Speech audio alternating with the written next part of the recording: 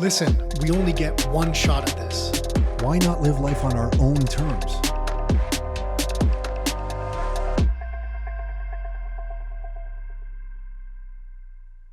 Hey everyone, it's Tom KARADZA, and on this episode of the Your Life, Your Term show, Nick and I sit down with the co-founder and CEO of TruLocal, Marc Lafleur.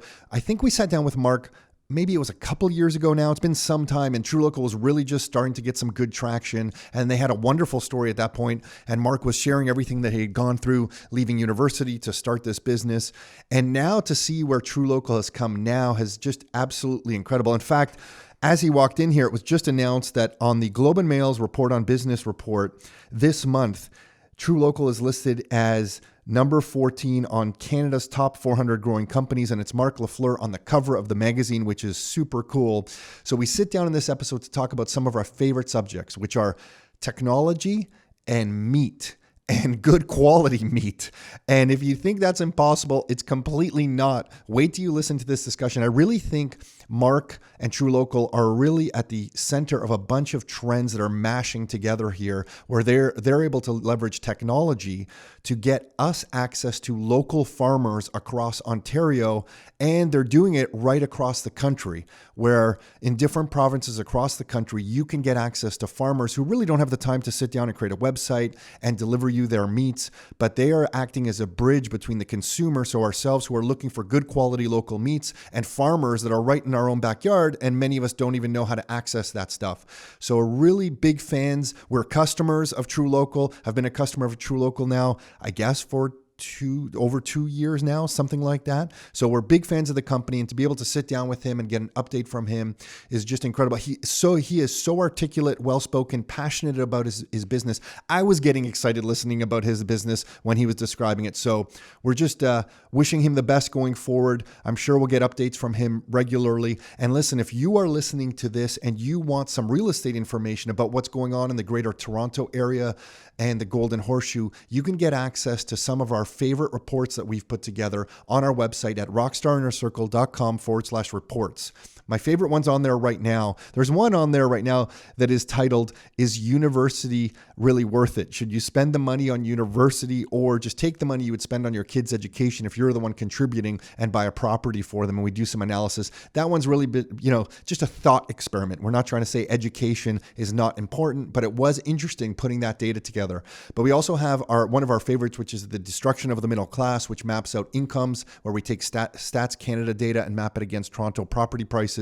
And wait till you see that chart if you haven't seen that. And there's a population report on there just outlining all the different growth in the population in this area. And we're currently getting a lot of questions around the population growth here, whether it will continue with all the COVID stuff, immigration is down. And we're going to update some of these reports with some of the things that we're seeing on the streets so you can see what's happening. I'm really convinced that in North America, we are sitting in probably the sweetest spot as real estate investors here. We have so many things working for us in Toronto and the Golden Horseshoe area. And of course, there's going to always be ups and downs. But if you're sophisticated and smart about your investing, there might be no better spot than right here in the Toronto and Golden Horseshoe area to be buying an income producing property. That's it for the intro. With that, let's get on with the show. Are you ready to live life on your terms? Is it time to take charge? Real estate, business building, the economy, health and nutrition, and more. It's the Your Life, Your Term show with Tom and Nick KARADZA. Are you ready? Let's go. Yeah, we're good. Okay, I'm just going to start with this because Marc is on the front page of the Report on Business at the Globe and Mail. And for 3 seconds, I was really happy for him. I was like, oh my God, this is like a major moment. Only then, 3? Yeah, because then I asked him how old he was and he said 29. And then I got pissed off. That's why they put him on the front cover. They wouldn't put an old guy like you on the front cover. No, I don't. But 20, no, I guess I've completely forgotten. Yeah. So can you remind me then, when did you start how old were you? It was right at the end of school. Yeah, so I started TruLocal 4 years ago, so it would have been 2016. But that's not the beginning of my business journey. That's the story people like to talk about. But I started getting into business, or at least trying to start companies, in 2012. So we did that instant messaging app called Tell. So that was a massive failure, and then took that into a sharing economy platform called Dash Ask, massive failure. And then started realizing that, look, if I'm going to do this and do it successfully, I need to quit my job, because for all these other ones, it was always like nights and weekends, and it was always secondary to what I had going on. So it wasn't until I was like, look, I'm going to, give a full shot at this, that TruLocal was born. So it's been, it's since I was, like almost 21, 22. And weren't you selling door to door frozen food? I right? was selling meat door to door. Meat door to door. And I remember those guys. That was great. I kind of liked the negotiating with those guys because I felt like they were sales guys that you could like kind of make a deal with. I just we love making deals. Yeah. I respected the hustle. So I was like, you know what? I want to buy something off this person because if they have enough drive to go door to door and do this, I just respect it. I'm like, I want to do something just to kind of contribute to their cause, whatever it is. You know what I mean? Yeah. And what's interesting, what Marc's saying is that when you decide to quit your job and kind of go all in on TruLocal, I find that anyone who wants to make a part-time income in their own business, you can't make part-time income in your own business working part-time. Like you need full-time plus hours to make it work, even create a part-time income. Like to get it off the ground, you need to create that momentum. You got it. And that's what I think a lot of people get stuck with. And that's the hardest part, right? Because a lot of people, they can't afford not to be working. And if they want to take that leap into their side hustle, or if they want to take that leap into quitting their jobs to start their business, usually they have to have some sort of income that will potentially offset their living expenses. But you know how hard it is to even get to that point. It's almost like this chicken before the egg. It's like, okay, I don't have enough time and resources to get this business going. And if I want to get this business going, I need to quit my job so I can get more time to do it. But you can't quit your job because you don't have the money. And that's the people that succeed, the people that push it forward are the ones that take that risk and decide that, okay, I'm either just going to hustle my life away, literally. Because in nights and weekends, you can make it work. Like you can make it to the point where you're like, okay, I'm not making the same I am with my salary, but I'm making enough to live by. So it's kind of like this, it's this crazy journey of, understanding when you can pull the trigger and understanding, what the levers are that you have to pull. So it can get tricky. Yeah, good for you, man. Was there a moment? I don't know. Nick and I have had a moment. We've been doing this now 13 years. I don't know. I always say somewhere around 10, and I keep saying that. I've said it for a few years, so it's definitely longer. No, but for Marc, you're hitting you're hitting a real sweet spot early in this business cycle. And I think the reason that TruLocal's, first of all, there was this movement towards nutrition and eating healthy meat and eating local. So you're hitting kind of that trend. But he's also hitting another trend. It kind of just hit me yesterday. We've been talking about Bitcoin a lot, and how about software? There's a trend towards eating meat. I think there's a trend towards eating local. No. Sorry, there's a trend towards good quality local meat. A trend. Sorry, thank you. You need the processed vegetarian burgers. That's all like vegetable oils and beans and like all the processed. I shouldn't say that. I'm pissing people off probably by saying that. No. Yeah, I'm gonna go outside. My tires are gonna be slashed. So yeah. That's fine. But there's that trend that Marc, you're riding, but there's also this other trend. We've been talking about software eating the world a little bit. That's the whole VC thing. And it's like TruLocal is now really, I don't really want to say this, I feel like, but they're like kind of eating kind of away at grocery stores, because now I can just go local to TruLocal, get the food I want. I don't really have to. Well, you bypass the supply chain. Through the supply chain just gets crushed. Yeah. And basically, I'm talking now, Marc, like you're not here, but I mean that in a complimentary way, that you've created this like software program. Basically, TruLocal is a website that I can go to, and the supply chain now gets crushed behind the scenes. Because you're even the delivery service I get my TruLocal meat. I noticed lately you're using some of this. It's like a coolest service I've ever seen. It's like, I think my box got handed off 2 or 3 times or something to like, what is that? So you're probably talking about ShipperBee. So that's actually one of the companies that we work with to deliver our packages. So a lot to unpack with what we just said. So I'll take a couple steps back, but you're totally right. Like our whole focus right now is getting people away from the national supply chains. And I think people are starting to realize how fragile national supply chains were with what just happened with COVID. These meat shortages, when in reality, there was no shortage in meat. There was a shortage in processing.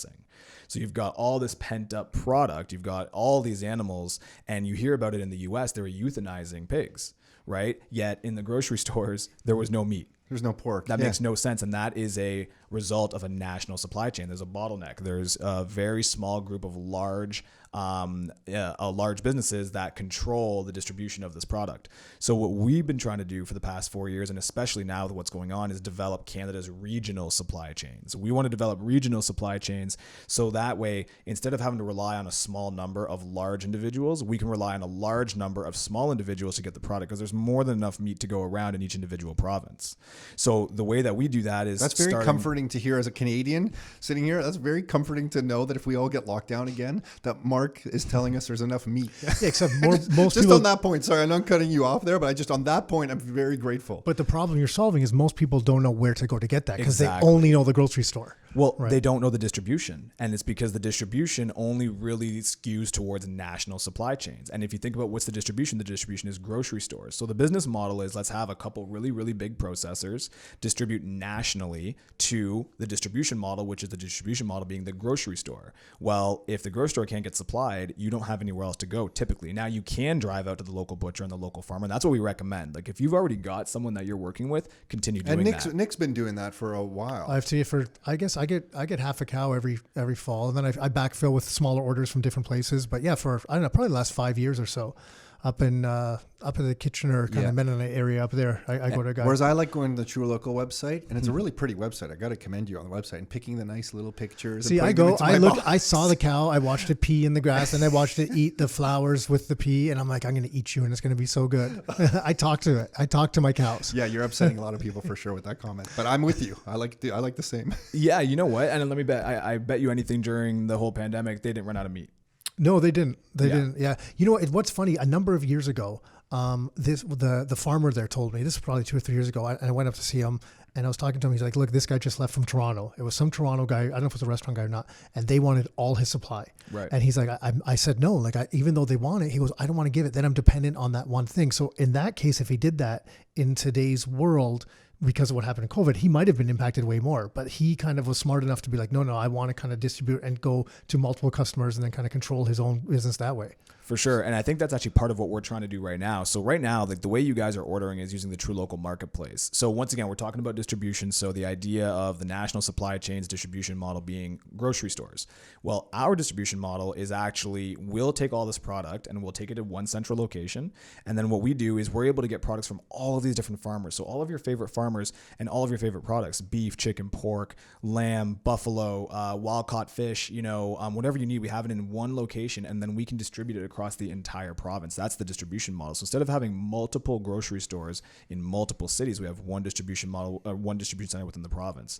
But taking it one step further, when you talk about, does a farmer, does a producer, does a butcher really want to sell to just one person? No, never, right? It doesn't matter how much we can say, hey, we can move all of your product. It just doesn't make business sense. So what we've been moving towards to try to push this regional supply chain model further is actually a product called TruLocal Connect. And what TruLocal Connect is actually we're going to be giving individual farmers and producers their own little e-com shop. So it's not like you have to go to the TruLocal website anymore. You can actually shop with it. It gives the ability for these farmers to have their own shops on their own store, and it keeps only their products and only their brand. So if you really love an individual supplier, an individual producer, you can go to their website. That's awesome. Dude, good for you. So where did you get that idea? We'll think Shopify, but exclusively for farmers. Yeah. Oh my God, I just feel like clapping right now for a moment. Yeah. Well, because the farmers that I know, because I've spoken with a few of them now, and they say like that's always their biggest challenge. They're like, it's just so hard for us to get to this stuff. And there's just one other farmer, this lady that she's on her own now, that she's done a decent job setting things up. But I'm like, man, her stuff's good, but she struggles with that side of things, and then the delivery component. Those little stuff. meat sticks that you like. I like them too. Yeah. Those little sticks. Yeah, they're great. Yeah. And that's awesome. Well, if you think about it, and this is no offense whatsoever, I hope it's not taken that way, but if you look at the worst websites in the world, they are farmers' websites. If you look at the worst possible websites, they're broken, they look a little weird, and that's nothing against them because realtor websites. Realtor close websites, close second. But the whole thing is that look, these guys are masters at what they do. They're masters at taking care of their land. They're masters at waking up at 4 a.m. and going out and working until 6 p.m. And then not only do they have to go raise the animals, they have to go sell them on the weekends at the farmers market, maybe. That is a lot to expect from one individual when they have to raise the product, create the product, market the product, and sell the product. Well, try to get a web developer to go raise the product and raise the animals. That's a great way You'll to put see it. the worst fed, the worst kept animals probably around. So they can have the website, but then you're going to handle... They keep their own websites. So we're not going to fix the website for them, but what we will do is give them a button. So we can just embed a button for them that'll give them a shop. Yeah, and the shop is nice, it's clean, it works well, and they don't have to worry about it. And then what we also look to take care of is the logistics and the marketing and all that on that side of it as well. So what we have is that we've got a lot of people. We understand that there is a trend. This is big. This is big. Well, your TruLocal becomes the destination for them. Yeah, it's a great product. Because I was just thinking in my head, I'm like, why wouldn't they just use Shopify? But it's because Shopify, they still have to go on the market their own website and that type of stuff. Whereas you're becoming the destination, you do the marketing for them, handing that front. And he's also got the distribution. Yeah, exactly. Yeah, and it's not specialized because it's the same thing. Like even farmers, and once again, you know, even for them to build a Facebook page, it's challenging. You know, they just don't have a lot, and some of them do actually. You probably should give a shout out to certain farmers that are like killing it right now in the online game. But I would say the vast majority still struggle with that. And to try to get them to build a Shopify shop, it's tricky. So we made it purpose built, and that's the difference, right? Because we're not going to compete with Shopify. You know what I mean? Like these guys, you know, we're not going to compete with Shopify. But what we can do is that's not your goal. That's not our Yeah, goal. you don't need to. We don't want to. Exactly. Yeah, exactly. So that's kind of where I feel like we come in, and that's where you start seeing this idea of regional supply chains being developed really taking hold. Because now, let's say for whatever reason, okay, wave 2 hits and we get another lockdown and all, which is what made me think of you, by the way. I'm like, geez, everyone needs to know about TruLocal because of exactly what you're saying. Yeah, well, it was a wild ride. Like we didn't shut down at all. And, you know, I got to give a huge shout out to the entire team because like the things that we went through to make sure that boxes were going out the door it was a scary time, you know. And once again, we feel blessed. I would love to say I'm happy to say that we were on the side of the coin that didn't have to go out of business. So many of my friends lost their jobs, lost their businesses. The saddest thing ever. Like when we start to look back on what happened in the summer of 2020 and look at how many dreams were crushed, the economy that was crushed, it's going to be crazy. And no one's talking about that yet. So we were blessed to be on the side that, hey, look, we do a local product delivered online during a period where people weren't allowed to leave the home, but we had our other problems too. So supply chain side of things, right? We didn't run out of any product, but we had to really rally behind the farmers to explain to them, hey, look at these volume surges, right? Because once again, these are smaller producers. And then on the flip side was staffing.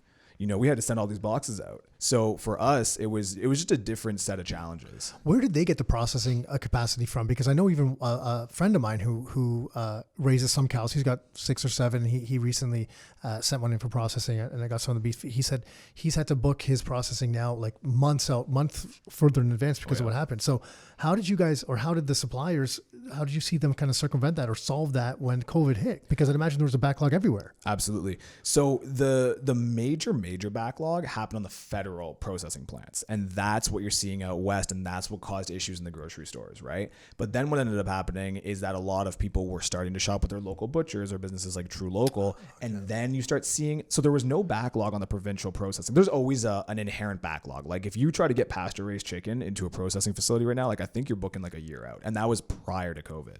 So there's a lot of barriers that are in place right now to making it easy for people to shop with local producers. And we're trying to break a lot of those barriers. Like we want to come in and be like, hey, look, we want to make a system set up so that if you're a small producer, you can sell to people within your province easily. And on the flip side, if you're a consumer and you want to shop for products from your province, we want to make that really simple. Like look at the hundreds of millions of dollars that got pumped into companies like Instacart and Uber Eats to make it as simple as possible to order food with the click of a button.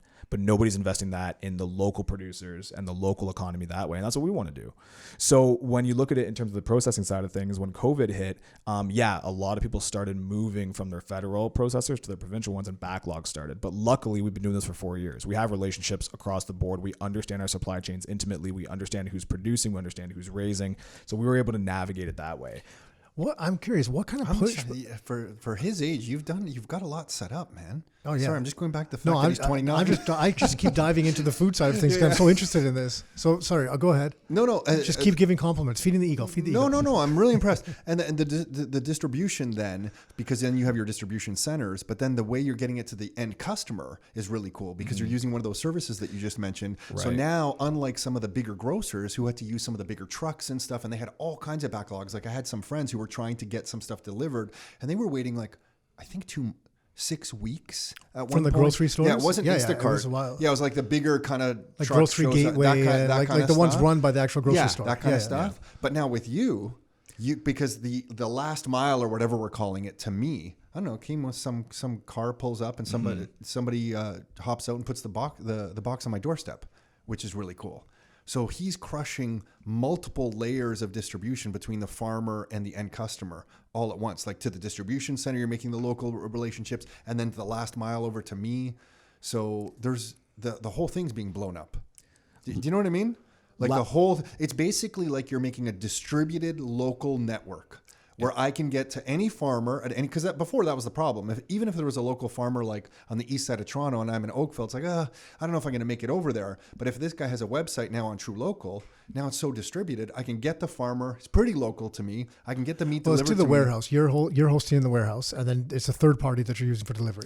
Yeah. Right? So to your point, like looking at what we're building, we're building a regional supply chain, and it's every step of the way from the producer to the consumer. And when you talk about it, last mile is a huge part of that. And like you were saying before, actually one of the companies I'm sure is one that probably dropped you off is called ShipperBee. And not only, that's the one. That's the one. That one freaked me out. Super cool, but it's actually, I'm going to butcher a little bit of this, but they're actually very, like their big initiative is eco-friendly. So what they do is they're doing backhauls with people that are already going to a specific area.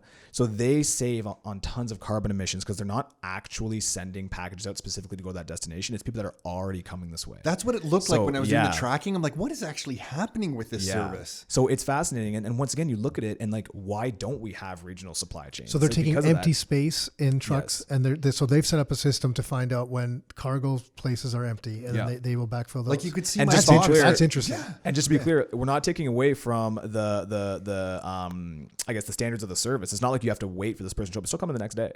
So they've got a system set up in a way that makes sure that whenever we need to get a package to someone the next day, they know someone that's going this way, or they're able to sign someone up. It's pretty much like Uber to come out this way. But see, that's your point about these technology platforms that have just, I know everyone has been talking about Uber or Instacart, like some of the big ones, right? But there's consistently more and more. They're just really changing the game in so many different facets. And it's extrapolating at such a speed. Yeah. Like TruLocal starting off at like this one speed. You're starting off TruLocal, but now you can see the growth of TruLocal. Yeah, but look where they're starting from. If you were trying to do this 10 years ago without a lot of this, some of the technology that you guys are leveraging as well, not just the ones that you're kind of the supply chain you're developing, the process would be so much slower. But now, because some of that technology is out there, you can then amplify your growth and your offerings and that type of stuff. In the book Price of Tomorrow by Jeff Booth, and when we had him on the podcast here, and he was talking about if you fold a piece of paper 50 times, people don't understand on the 50th fold it goes to the sun. Yeah, it's something crazy. Yeah. It's like it's not possible to actually fold it 50 times, but if you did,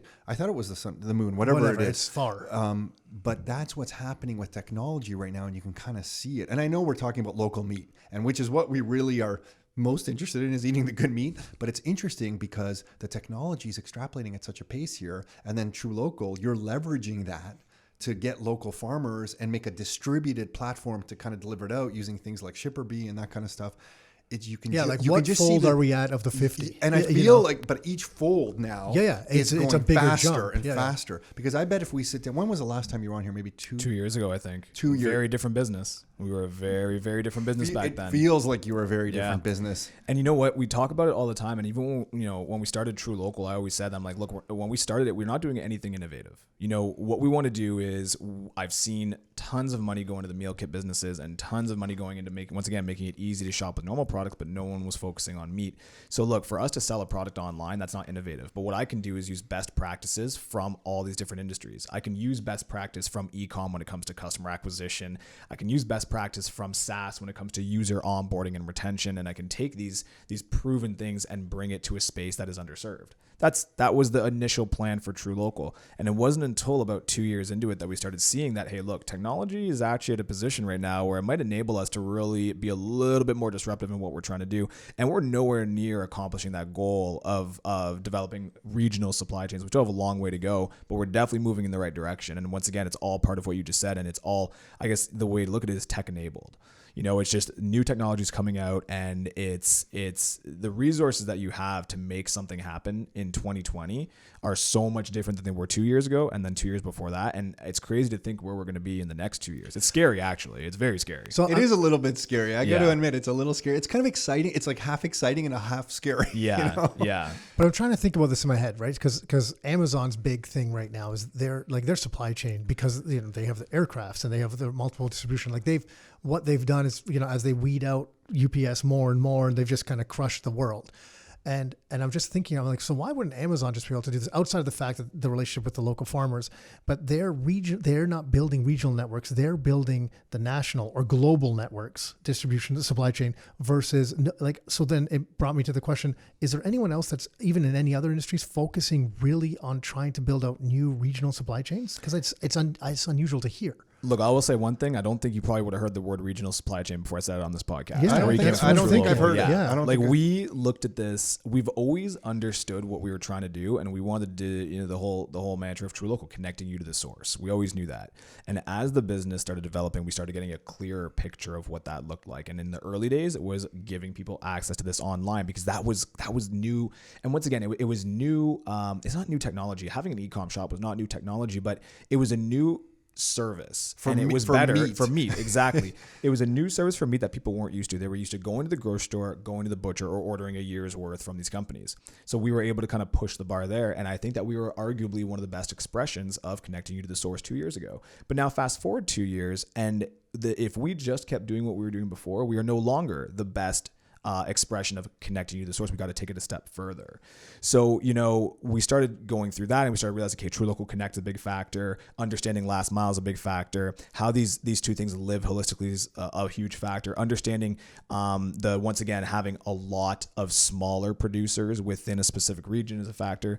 And then taking it to the next level, we started realizing we're like, the big thing that we're trying to go at here is the national supply chain.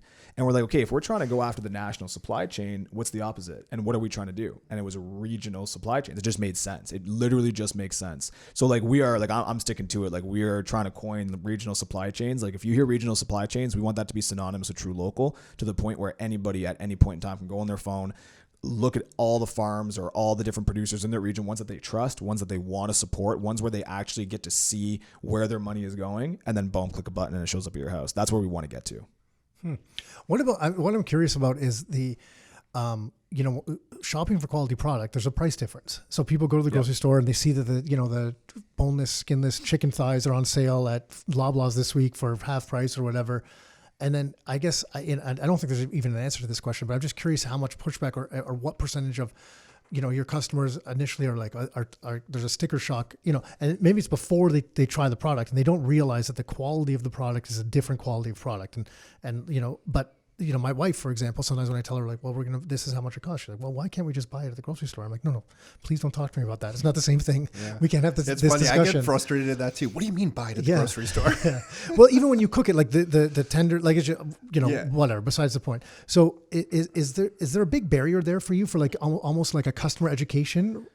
So there's a lot of components to that. So we've never hid from the pricing. Like this is a situation where food is a utility or food serves a purpose. Now, if you're in a position where food has to serve a utility, because not everybody can go out and spend money at Starbucks. Not everyone can go out and decide to eat out and get a steak, right? Now, people that have to look at food as a utility where it's cost sensitive, then there's always going to be options there. You can go buy ground beef on sale for $1.99, and it's good that exists. But meat was not supposed to be $1.99. Meat was not supposed to be cheap. Okay. Yeah, the McDonald's hamburger is not supposed to be 99 cents. It's not supposed to be 99 cents. We're in a situation now where so many people have so much demand for this type of product that we've developed a way to mass produce this product. And now look at the problems that we have with that. You've got factory farming. That's a whole other conversation, but they've industrialize this to the point where they can get it to you extra cheap, which serves a purpose, because people that can't afford to spend on premium, well-raised local products, they have an option. But if you'd be very surprised, because now you said it before that we're on a lot of trends, and that we're tapping into this. And I'm glad that you said trends, because we really do look at it as a trend instead of a fad. When you look at diets and things like that, they're fads, they come and they go. But the want to support local and the want to have more understanding of where your food is coming from, that's not a fad, that's a trend. And as time goes by, and I've watched it, like, don't forget, like, not only before we started TruLocal, I used to sit down with people and try to sell them a year's worth of meat. You talk about case studies, you talk about market research. I did this for 4 years, getting rebuttal after rebuttal after rebuttal and having understandings of it. So, for us, we're in a situation where the people that do end up trying the product, they understand that they got to spend a little bit extra for it, because they're getting the meat that was raised the way it's supposed to be raised, instead of it being part of that whole utility function. And I think now, as customers are getting more educated, they're more than happy to spend an extra. What are we talking about here, right? If you spend $50 in meat, let's just say as an example, what are we talking about? Maybe the difference between $10, $60 to get the better quality. It's actually not that dramatic. It's definitely not the difference between a markup of doing coffee at home versus going to Starbucks. So for us, I think as more people are getting educated, more people are realizing that, hey, look, I care about where my food's coming from, and I want to spend the extra dollars to get that. And even on TruLocal, there's different price points. I mean, you can get the tenderloin steak, but you have great quality hot dogs as well on TruLocal that I think are going to be the better quality hot dogs than you're going to get in a lot of other places. So even on your service, you can kind of still do that utility kind of choice. thing if you had to? Absolutely. People build their boxes however they want, right? So we've got over 100 different products. Like I can almost guarantee we have every single cut of meat that you're looking for. Whatever you have might, a lot now. we've got a lot. And the bacon that you have on there, I was just going to tell you, no, seriously, the bacon on there, I get so happy when I make the bacon I order through TruLocal. I make it on the barbecue. Do you make your bacon on the barbecue? Well, yeah, because Di doesn't want me to make the oven dirty. So she's like, make it on the barbecue. I think it was because Di was over at our house. She's like, why are you not making it in the oven? I'm like, listen, I can't make the oven dirty. Make it out on the barbecue. But that TruLocal, my whole family goes crazy over that bacon. No, I know the guys over at Townsend Butcher will be happy to hear that. Yeah. Oh man, so good. Anyway, did I cut you off on that? But yeah, I was gonna say something else, but I'm just curious. So you said Townsend Butcher would be happy about that, but isn't the product from the farm? Like, why would it be the butcher that's happy about that? So there's different relationships that we have. So it's a good question. So we have relationships with producers and we have relationships with butchers. So there are situations where we might be at a point where we meet the farmer directly. Like the first point of contact for us was the farmer. When you look at our 100% grass-fed beef program, we actually got introduced to Aaron, who is the farmer. So the strategy there is to build a relationship with Aaron, but sometimes some of these producers don't have butchers, as an example. Well, on the flip side, we have relationships with butchers as well. And then what the butchers do is the butchers will go ahead and we met the butcher first, and then they'll say, hey, I can do these XYZ products. Here are the farmers I work with, and they make the introduction that way. So it's definitely a multi-stage process. And the nice thing about with what we've been doing now with TruLocal and this whole idea of developing regional supply chains is if we have a farmer who's got a great product, but he's like, I don't have the processing capacity, I don't know a butcher to work with, no problem, we got you. Yeah. And on the flip side, if we have a butcher who's like, hey man, I can make this amazing product, I can give you like a super clean, no added, natural flavor type stuff, I don't know, sausage, right? I grow the cranberries in my backyard. He's like, I just don't have the pork. No, don't worry, we got that covered for you. So you start really seeing like it's a supply chain. Yeah. Supply chain to me, it's a wild fish that I like, because to get wild caught fish is like sometimes you go to the grocery store and they're out. Like well, very often that's the case, or you have one selection. So to be able to easily access wild caught fish is just, it's a nice luxury. That was something you guys added, I think, a little bit later, right? Because I remember I started getting it and I felt just so, like you said, I'm like, oh my gosh, I can get wild caught fish. Right, and it's a completely different, like it's just a completely different species. Well, the color is completely different. Yeah. It was that was a tricky one for us in the early days because the whole idea of TruLocal, you're not going to get wild caught salmon out of here, right? So our biggest thing was that, hey, look, the whole idea for us with TruLocal is to support local producers, local butchers, local businesses. So ironically, we were in Kitchener, we started working with Cottle's Catch, and Cottle's Catch would find some of the best wild caught Alaskan salmon frozen. You guys have seen it, like this isn't even something you have to sell. Like you look at this, you look at the color of it, and you're like, oh, this is a good piece of salmon. Immediately know, right? And it just made sense. It was like, hey, look, by doing this, we're, supporting the local business, and we're very blatant saying, hey, it's wild caught Alaskan salmon. We're not trying to say it's coming from Ontario, and people love it. It's our second bestseller. So it's awesome. We've now got pickerel, we've got perch.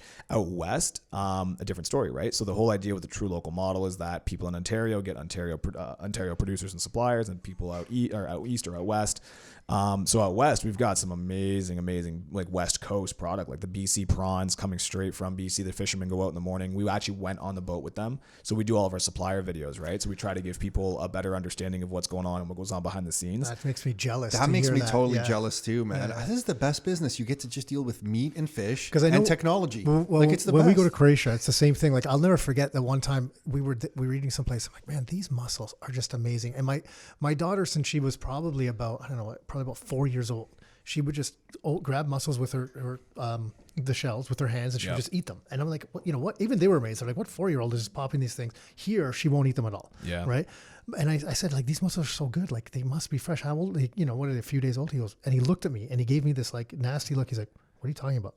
He goes, those are today. After today, they're no good anymore. Yeah. He's like, and I'm like, oh, okay. Now I understand why they taste so good. It just makes such a difference. It's so nice when you can understand and see where your food's coming from.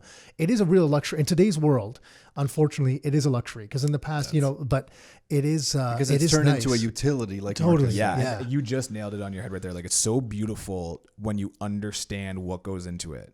And that's why people are like, hey, you know what? I want this for myself. And I'm willing to spend a little bit of extra to get this on my plate every single night because they start understanding more. And that's one thing we really want to do is try to educate people. And perfect example is looking at Aaron from Heritage Cattle Co. And we love showcasing his operation because he's 100% grass-fed, grass-finished beef farmer, right? Yet you always hear people, right? Oh, you can't get grass-fed and finished beef in Ontario in the winter. How does that work? We have winter. Come on. So we do an entire video showcasing about how these cows are eating grass in the winter, and people start to be like, oh, like, wow. And he keeps them for X amount of time, and it's rotational grazing. And they're like, oh, and that's what I'm about to eat.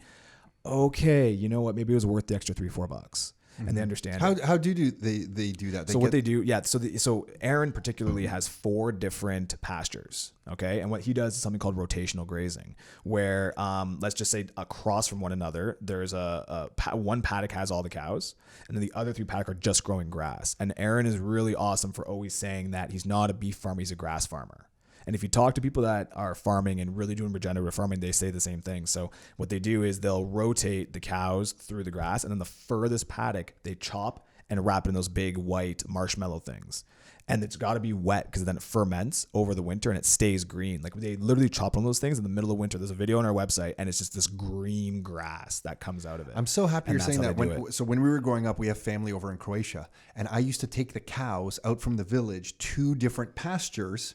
And then you would, when that pasture got all eaten up, we would take them kind of further down the road to another pasture. We'd take the stones off the wall, put all the cows, and I was probably like 8 years old doing this with like 20 cows back then, and the village would kind of send out the cows every morning. That's what you did. So about maybe 10 years ago when we started learning more about food, 7 years ago, and someone told me that cows don't eat grass, they eat grains, I was confused for like a year, because I just remember growing up, I'm like, I watched the cows, I know they ate grass, and I never challenged it. And then I remember all through the year, it was just different pastures, just like you're saying. Mm-hmm. And they didn't get as cold as a winter on the coast of Croatia there, but they were able to kind of do that kind of thing. And I never understood that cows were meant to eat grass, because I had bought into the idea that cows eat grains. Like I never really kind of challenged it. And now looking back on our own childhood, I'm like, yeah, like I witnessed this with my own eyes. But there's something else that's important about food. Is a neuroscientist once told us that the quality of the energy that you produce is in direct relation to the quality of the food you put in your mouth. I believe it 100%. The nutrients that you're getting from good quality food will produce the type and quality of the energy that you have on a day-to-day basis. Of course. I definitely think, and it's not even just meat at this point, I think we're talking about anything now when it comes to quality. I think the quality of what you put in your body is absolutely going to have an effect on your body at a cellular level, which will have an effect on your body mentally, which will then have an effect on your output. And I think that anybody, who's, whether it be any high performer, whether it be in business or an athlete or just emotionally, you can be an emotional high performer, you understand that. You could eat, let's use a steak, for example. You can eat one steak and you can get just this great feeling, this great output of energy. You can eat a different steak and it's just not there. It's not that it's bad. I'm not saying that it's bad. It just doesn't have that extra. It's got, you know what I mean? There's some extra part. And once you start eating well, you notice the difference. Absolutely. You have that feeling. So TruLocal now, you're because I saw on your website, you're delivering into almost all provinces now? Yeah. So our TruLocal model, the whole idea we're pushing forward with these regional supply chains is that, when you go to the website, you put your postal code in, you're going to see products from producers and suppliers in your province if you're in that province. So we're operating locally with the TruLocal model in Ontario, Alberta, and BC. However, we had so much demand coming in from the East Coast and from Manitoba saying, hey, look, we want this. And we're like, look, we're not operating locally there. They're like, look, as long as you can get me 100% grass-fed beef and it's from Canada, just send it out my way. So we do service all of the province, so the remaining provinces, but it's coming out of Ontario. So people get to make the choice. If they're like, hey, I want to wait for it to be local, no problem, they can wait. But if they're like, hey, you know what, just send it to me, then send it off to us. So what kind of battle, like on a day, just from a business standpoint, outside that's what I was thinking too. Yeah, like what kind of with all these moving parts, you guys are fighting battles on a regular basis. Yeah, well, you guys know in business, we get punched in the face every single day. Like there's not a day that goes by that you don't, whether it be you wake up to an email that's blown up your day or you go to bed to an email that's blown up your day. There's always something going on. And I think that it's more or less even just like my own personal development and, looking at it from going from a team of, 4 to now, we've got 55 people across the country. I have to constantly evolve and constantly reassess my position so that I can serve the team better, because I watch this team, this amazing team grow every single year. And I've always said that your business fundamentally changes every $2 million in revenue. Okay. Like the things that worked last year are no longer working today. The skill sets you developed last year are no longer working today. And my team does such an amazing job of keeping up with the times that pushes me to continuously have to evolve myself. And I think that's actually the biggest challenges is just your typical things, how to manage, how to lead, how to set goals, how to hold accountability. That's where I feel like I've kind of got gotten to in this position.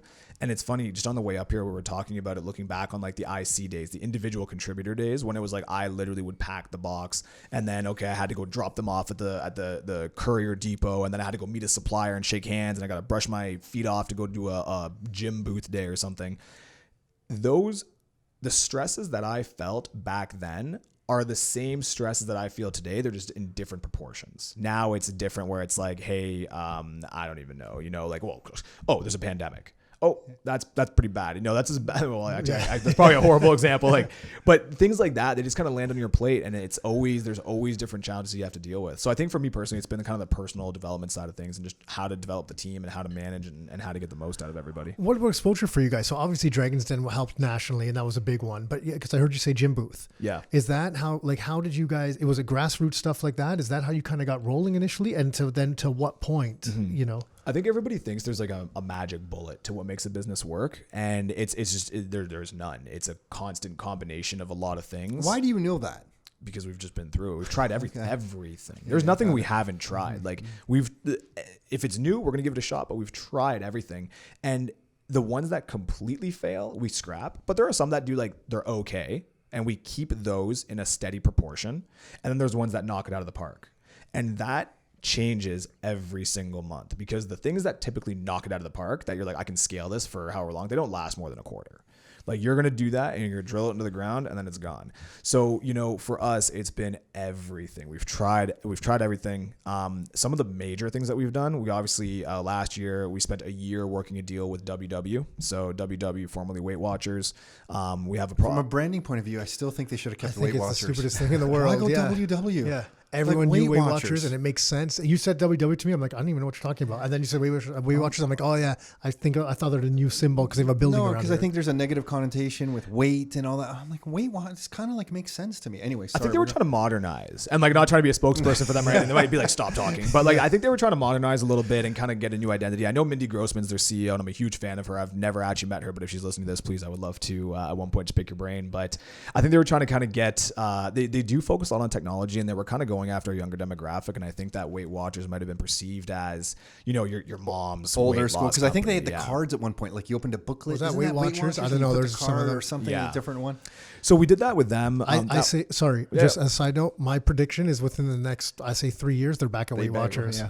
Marc's going to tell us. Marc will tell us. I wouldn't even know. I wouldn't even know. All I know is that, they seem to share a lot of alignment in terms of like what we were looking to do in terms of, because our entire business has been built off community. So I got to start with that. So you're saying what worked and what didn't. Here's what I'll tell you. All of the different things that I say we've tried that have been successful or failed only served one purpose, and that was to build our community. And that community is an authentic community of people that we want to build relationships with, people that support us and we support them, and people that believe in what we're doing. And we've been diligent in making sure that those are the type of people that we attract to the business, because it's not about getting everybody. And when I talk about some channels that didn't work, it's not even necessarily that they didn't work, it just brought the wrong type of people. So we really like to double down on community-based individuals that want to be part of something, and that's where the brand comes in, and that's where what we do comes in. That's why we want to talk about our story and what we're going after. Like Tom, when he likes something, he screams it from the rooftops more than people want to hear. We're like, Tom, be quiet. You've told us 55 times already. I know. I do have that problem, but I don't know. I'm a fan. So, but that's interesting you say that, because it was through Radix Performance. So we were part of this CrossFit gym, Radix Perform. Well, they're more than CrossFit; they do everything, and that's where I think we came across. I think it was Dan who said that there was. I think the booth was like shut down. I'm like, what's that TruLocal sign over there? What is that? I think that's where I stumbled into. They were there. So we were part of that community, because it's interesting you say we were part of that community. Mm-hmm. That community is obviously probably good source of customers for you. Yeah. And it worked at multiple levels. You're building a community, you're tapping into other communities. Yeah, we love them. We saw you did the podcast with them a couple weeks ago. And that's kind of what it's about. And especially in those early days, it's about that connection. And especially when you look at the fitness industry, right? These are people that live and breathe community. So it was a natural fit for us.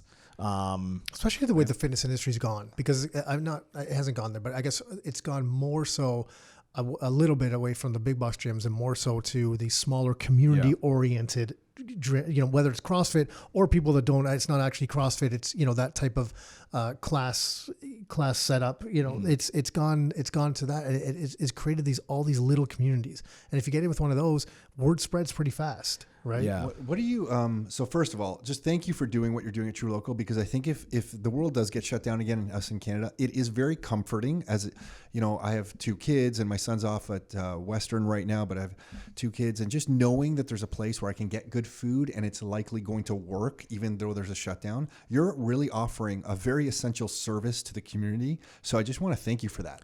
Like, it is there's a certain sense of peace of mind you are giving people. I'm being genuine here. Thank you. I honestly appreciate that. And on behalf of like us and the entire team, I always say this. I'm like, you know, without the support of people like you've been such a huge supporter, and there's so many customers like you, we wouldn't have been able to do any of this stuff. So I think it's such a beautiful relationship. So thank you for saying that. I appreciate it. And thank you for tiny. So we're trying. We're tiny. So we're just trying to do our part. But, and then, what do you think? What's going to happen with the economy? Like, you know, as one business owner, how are you planning? What are you thinking? Because some of the real estate investors that we work with, we tell everyone, listen, the economic data hasn't even really hit yet. When it starts to hit and people recognize what has happened over the last few months. To your point, what you were saying earlier about, you know, people don't realize what's happened, how many jobs have been lost and stuff like that. A lot of friends, you know, right? No one's even recognizing that the pain is still to come in a lot of this. And I'm not saying the Canadian government can't really supplement over that by sending out money to all individuals, but we're telling a lot of investors, hey, look, keep a little cash rich right now, plan for that rainy day, which might be coming up right now. Yeah. And we don't know, you know, we're in our business, we're always short-term paranoid, long-term optimistic. Yeah.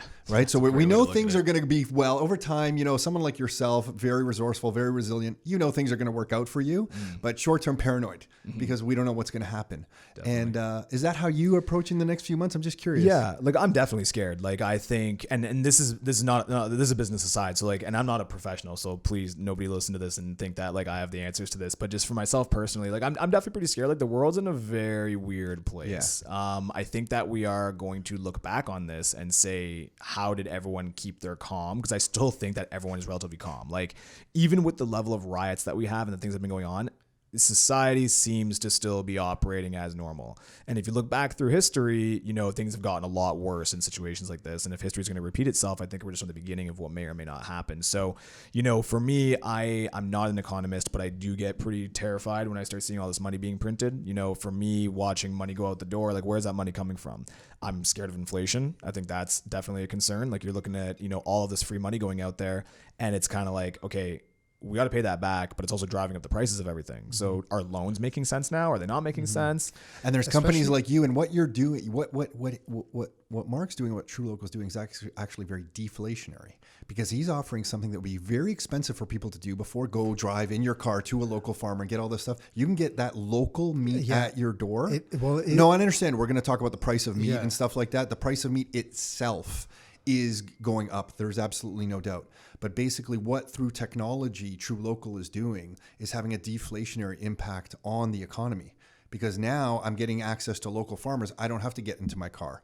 I don't have to drive to the other side of the city and spend the time to do that. At the snap of a fingers, I can have a box showing up at my doorstep through some excess capacity that has been shared through a shipping service that through technology is now being leveraged. Mm-hmm. Whereas before, if I was able to ship that kind of stuff myself, talk to the farmer, get him to ship it door to door, like get a butcher involved, like all that stuff is just too difficult to organize. So there's there's deflationary forces right now in technology, and then there's the inflationary monetary policy. And they're like at the just fighting each other right now. So I've been scared for a little while. Once again, the idea of inflation, and it's like, okay, the $100,000 car today is gonna be $200,000 tomorrow, but you're not getting a raise and all this type of stuff. But I did read something, I think it was in the Globe, but don't quote me, was that savings are at an all-time high.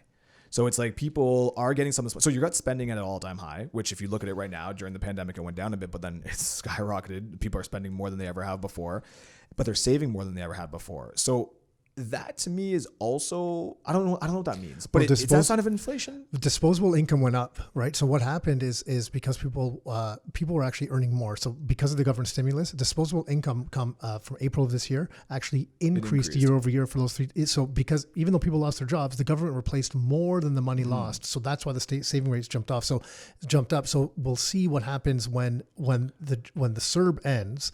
and The it's CERB. the CERB. The CERB. It's like the COVID. The CERB, yeah. When the COVID So and when the CERB ends, ends. and it because it looks like they're not going to extend it, they're going to EI, but they've just changed another rule. So anyone impacted is now not going to be $400 a week. They're getting $500 a week. They just changed that as well. So it'll be interesting to see. But it's a weird dynamic right now, and we won't know for like another year or so, right, or longer. But we'll start seeing signs of it sooner. Yeah.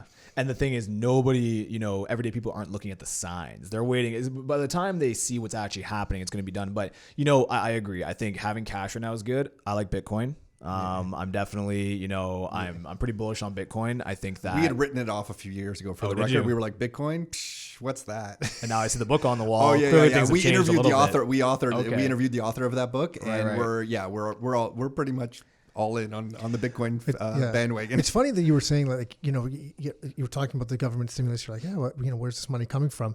And especially at your age, I'm just Yeah. going back 29. Most 29-year-olds don't talk like that. and still today, a lot of people that I talk to really haven't put thought into that. But I think it's because I have no idea if this is accurate or not, but I'm like, what, why did you say that? I'm like, maybe it's because you're a business owner. And I think when you're a business owner, you're always wondering Where the money's coming Where's from? the money coming from? Where's it going? And when you see someone just like, oh, here's all this money, you're like, okay, well, hold on. That's not really how this whole business thing works. How come it can work like that over there? I think I look at it. I don't know much about politics or the government, but what I do know is that the government is just essentially a business that created all the rules. Like that's all I do know, and I do know business. And poorly run business because they're running negative all the time. So if you ran your business like the government, you would have been out of business 6 weeks in. I know, and it boggles my mind. And I know the business side of it, and once again, I just kind of look at it and start understanding that okay, look, the government makes their money from the people. Okay, well they're just putting out $82 billion or however much it was. Wait a minute here, are taxes going up? Like what is about to happen here? And you start looking at it, it's like if taxes start going up, then you got less disposable income, and it's like okay, is there a vicious cycle happening here? And then on top of that, take it one step further, what happens if they keep propping it up? Like what happens if they keep printing money? And once again, I don't have a super intimate understanding of it, but in my eyes, that's what leads to hyperinflation is that our economy our currency starts to keep printing more and more money to keep people afloat fictitiously because you're not earning this money. And what that's doing is driving prices up. And in terms of the world economy, our money is now worth less. So what happens if we're an import-export style country and we can't afford to import products because our money's not worth anything? And if we don't manufacture here and we can't sell products to other currencies, it's like, where are we at? So I don't know what's going to happen, but I do think it's a very interesting time. I've actually been looking at history a lot, and I'm not usually a history guy. Like I'm really not the type of guy. How are you looking at history? You know what? Honestly, like YouTube videos, books you're finding? Not so much YouTube videos, documentaries. Like trying to get. I love documentaries. I'll put them in the background and just try to listen to them. But I've just been trying to look back on the history of like economics. I don't know economics. I'm just trying to understand like what is currency really? Like we're at the end of the day, and the reason to do this is for TruLocal. I'm so happy Marc's having this discussion right now. Yeah, keep going. Yeah, keep no, going. You can keep going. I look at it because I got to figure out what's going to happen in the next little while. You know what I mean? Like I got to understand if we want to develop regional supply chains, I got to understand money, and I got to understand what people are how much access they have to it, and I also got to understand the product. And if money is starting to become an issue and all this type of stuff, can farmers afford the grain or afford whatever they're looking to do? So for me, I've been trying to like study a little bit more of what's happened over time. I'm not deep into it yet, so don't quiz me. But it's just interesting. That's the last copy. I just ordered more. That's the last copy. Marc, you're leaving with this copy, this book. The first 72 pages of this book is the best summary of monetary policy and history of money that you're ever going to read. Yeah, 72 pages. Yeah, that's great. It's my last copy. It's yours. Someone who's interested in that, I'm definitely giving it to you. What's really interesting is we didn't get into this until the last time. We were in business already, but relatively new in business. And in 2008 is when we started, when the last financial kind of crisis hit, we started being like, well, how did this all happen? Like what happened here? And that's when we started diving into it for the exact same reason. We're like, look, something doesn't smell or it doesn't pass the sniff test here. What's going on? And we started diving into it to understand for our own selfish reasons, be like, hey, we got to protect ourselves here. Like this, there's something with this whole system, the way it's structured, that's kind of broken. If this type of stuff's happening, let's see what's happening here. So it was, 10 years ago, 10 or 12 years ago, but for the exact same reasons at a very similar time. I guess I was probably a similar age at that time, is that when we started diving into it.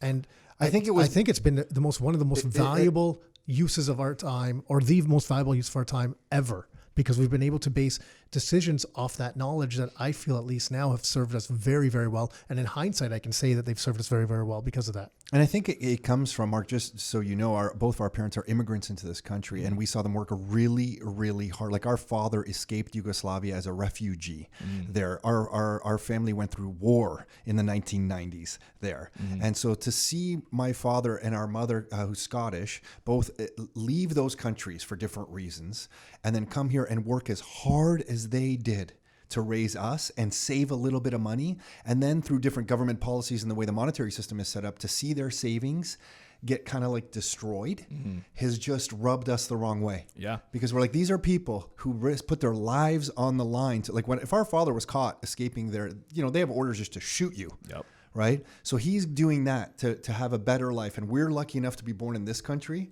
So we feel almost like a duty to figure this stuff out and then share it with people. Like, hey, here's what's going on. Protect yourself. Buy a piece of real estate. Maybe look into a bit of gold. Check out this hard money Bitcoin stuff. Yep. Buy farmland, like these. Farmland. Like these farmers, like And they're then call sitting me. on.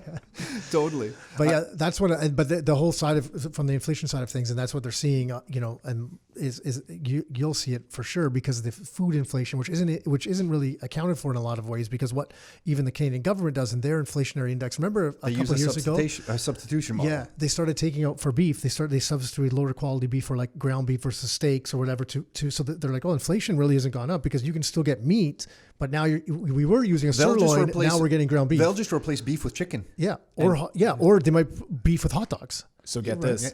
Once again, that gets hit really hard on the national supply chain level. Okay, because you've got all these different factors, import, export affects that. When you look at all these price increases, people back in the day would be like, hey, you got to make a decision if you want to go with TruLocal. You have to choose to be like, I'm going to invest in my health and go after it because we're a little bit more expensive. Well, ironically, that gap is closed dramatically after COVID because national meat prices have gone up because getting it from XYZ and the shortages have driven the prices up. But it hasn't increased in the local side of it. It's increased a very insignificant amount. That's compared interesting. to it. Yeah, I had no idea. So ironically, all of these giant systems that were put into place are now super susceptible to what's going on with COVID, whereas these little more regional pockets aren't as affected because everything's staying within the local economy.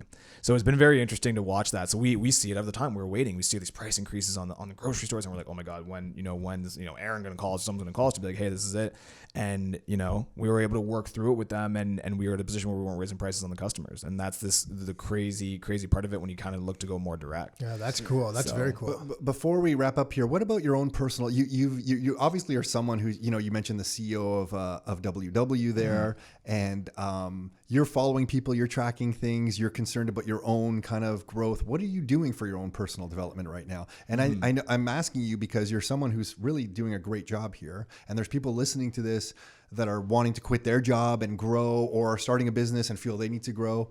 Are you doing anything specifically that you can tell us about, or is it just like a ad hoc kind of thing? Or is it top secret that you're just doing? No, in your basement it's you can't obviously share? working. It's working. You definitely have to fabricate success. Like you can't just stumble into it for a long period of time. If you're a fly by night, maybe you're an incredible talent, you get spotted. It still takes years of hard work to get to that point. I think for me, you can run a business just kind of going, doing random things for a year, maybe two. But if you're doing it longer than that, you've got to set systems in place to make sure that you're operating at peak performance at all times. So for me, I love my routine. I'm a morning guy. I'm actually sorry, I take that back. I'm definitely not a morning guy, but I do wake up early.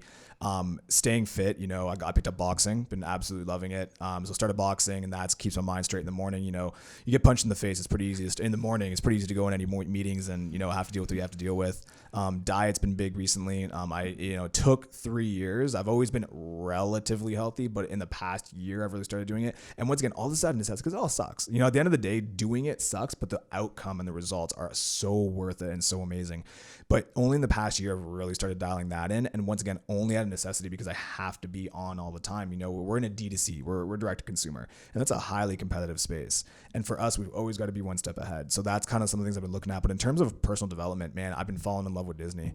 I'm not going to lie. You look at Bob Iger and you look at these guys and what they've created, that legacy, the product, the passion. I'm not even exaggerating. If you guys have Disney Plus, go watch the making Into the Unknown of Frozen 2. And you will just get a completely new understanding of what goes into it. I just read the book Creativity Inc., which is the Pixar story. And these guys are absolute geniuses. They're modern day, Michelangelos with what they've done. And not only that, but they've also created the most unbelievable business process across the board. So I've been loving following Disney quite a bit. Reed Hastings from Netflix is always like super, like that guy has got a great story, been doing some pretty amazing things. So I watched the Internet Known thing. I have two young daughters. Blame it on the daughters. Yeah. Okay. No, Sure. that stuff. Whatever, Nick. The Going behind back the to scenes Disney stuff. I don't have that excuse. The behind the scenes stuff. Well, like my wife started watching. I'm like, what is this? So I jumped on board. So that was good. If you have Disney Plus, there's the something about Imagineering stories. my God, have you watched that of series? course, absolutely. And I was so it's all about how Disney started, the behind the scenes when they were building the parks and how they went into Japan, and it was awesome. And selfishly, my daughter, my older daughter, she was loving it, and I'm like, this is great because she likes it because of Disney, but I just like the fact that she's watching and trying to understand and understanding all the thought that was going behind everything. So that type of stuff's just incredible.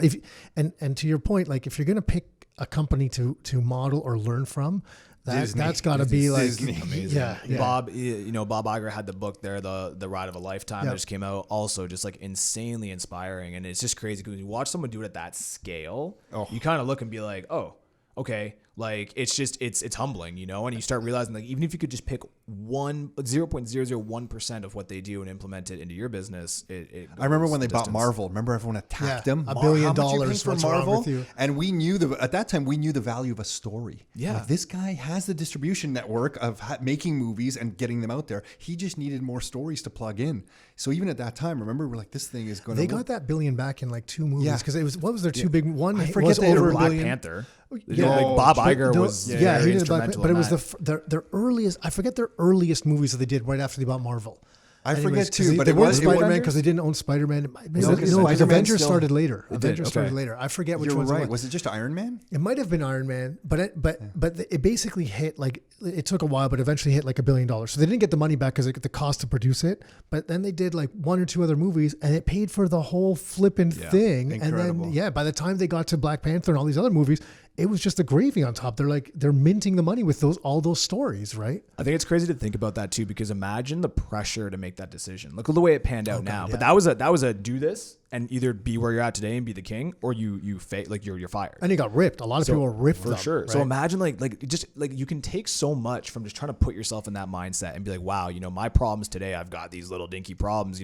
This guy's like, okay, I'm the newly appointed CEO and I'm going to spend billions on this superhero thing. And if I'm wrong, I'm going to look like a complete idiot and I'm going to get fired. But if I'm right and I feel like I'm right and everyone's telling me that I'm wrong, that's an amazing mindset to be in. Early on, when we were starting this business, Nick and I had some problems, just like you're talking about. And whenever we got sucked into the problems too deeply, we always thought the problems that we're focusing on are too small. We need bigger problems. And I've always read about that, like you need bigger problems. But I thought, oh my gosh, we need to focus on bigger problems for our business. And as soon as we focused on the bigger problems, the smaller ones just either went away or solved themselves. It was magical. And Walt Disney said something that Nick's always stuck with me. I don't know what the quote is exactly, where his team was coming to him and said the other theme parks were starting to copy Walt Disney World, remember early on? And his quote was something along the lines of, we will invent faster than they can copy. Yeah. And I thought that's the way to run business. Yep. And that's why for you doing TruLocal, and I'm sure you have competitor if you just, someone like yourself who's so driven, so articulate the way you are, you put your head down and focus on your vision for TruLocal and you don't have any competition. Because it's going to come out in the way you speak. It's going to come out in the way you deal with customers. And you can't really, that is unique to you. Right? Yeah. So anyway, we're pumped for you. Nick, I'm just going to wrap up. I want to ask how to. Yeah, that's fine. I just see looked you up madly Googling No, because I something looked here. up the number. So it was 2009 that they bought Marvel for, and then it was Iron Man was the first movie in 2010 after, and it was. Right. But here it's saying 600 million. That was in the past. It was at 585 million US. But then Iron Man 2 was 600. Avengers Endgame was 2.8 billion. 2.8. 2.8 was I did not know Endgame. that. So they paid $1 billion. did I don't not care know what. that. I know the cost of production was high just for that movie. But who cares? But That that's was just the $3 movie billion. too. Let's not talk about merchandise. Yeah. Let's not talk about everything else. Plus, there's they're going to so build their many little angles. theme Of parks course. in the You know what they're called? The parks, the amusement I got parks. it. Theme Yeah. parks. Fun place to go to. You know, the little villages in there. Yeah. But yeah, you're right. It was like such a good movement at the time. And that's something else in business. I know we got to wrap up, but it's just, you know, I'm sure you've been through this. A lot of people look at you like, what the hell's wrong with you, man? Why are you doing that? Like you're crazy. And you got to have that thick skin, man. It's sometimes it's tough to deal with, you know, to go through it. Right. So, well, our old boss has said we were idiots for thinking about doing this. So that's always, you go. like that's Good. a Let that motivating drive factor you. now. And then we had tons of people like in the early days being like, that doesn't make any sense. Nobody wants to do this online. And I was like, okay, you know, maybe you don't want to do it online right now this year, but wait till it normalizes in a year or two, you know? So it's all about taking those chances. Yeah. You know, Good if you got a for you, vision and you're man. passionate for it, just go after it. Pumped for you. Yeah. Yeah, absolutely. What's the URL? How do people find you? Yeah. So actually right now, once again, you know, what's today? September 25th. So, you know, we're absolutely blessed. We made the cover of the Globe and Mail Report on Business. So we're actually having, and Yeah, we were once again, saying this is a it's the very surprise. GQ shot of you. But yeah, so it's just TruLocal.ca. So www.trulocal.ca.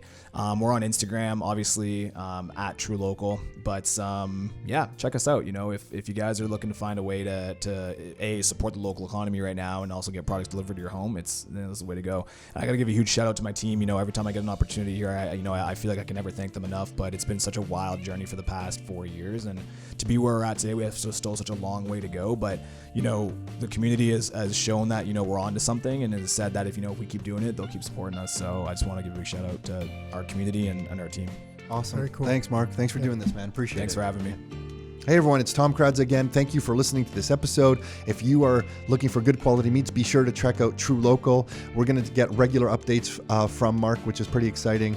And if you are listening to this and you want some real estate investing information, you can get access to some of the reports that we put together at rockstarinnercircle.com/reports. That's rockstarinnercircle.com/reports. That's it for this episode. Until next time, your life, your terms.